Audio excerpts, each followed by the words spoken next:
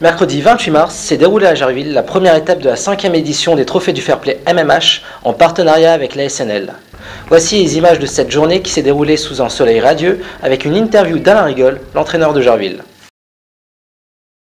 C'est dans la continuité de ce qui se fait depuis des années et des années.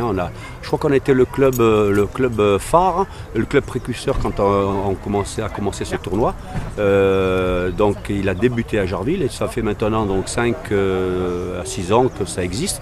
Et on améliore le quotidien chaque année.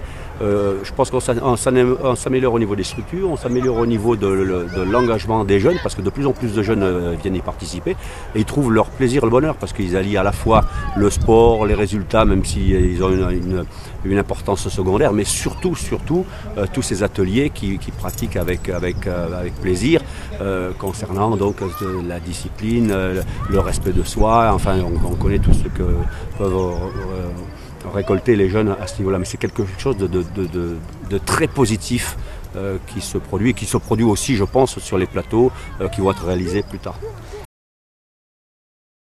Le tournoi MMH, il date de 5 ou 6 années, mais nous, c'est ma 36e année à Jarville et ça fait 36 ans qu'on œuvre dans ce sens.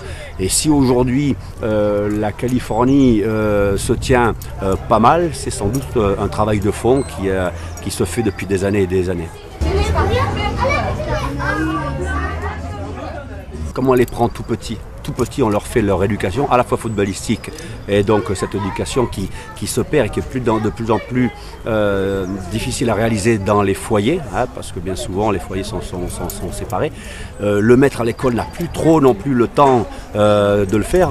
Heureusement que la structure club est là encore pour leur inculquer ces valeurs.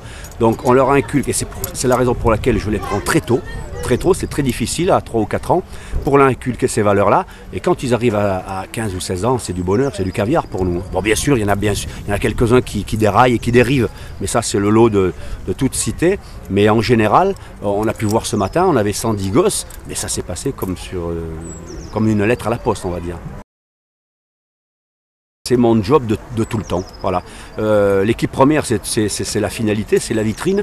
Mais pour moi, la base de tout, c'est l'éducation de ces jeunes et l'évolution à la fois technique et morale. Et on s'aperçoit aujourd'hui que Jarville est en CFA2 avec plus de la moitié de joueurs qui ont pas connu le tournoi MMH parce qu'il n'existait pas, mais qui ont connu l'école de football, donc qui ont commencé à 4 ou 5 ans, quoi. Et ça, c'est du bonheur.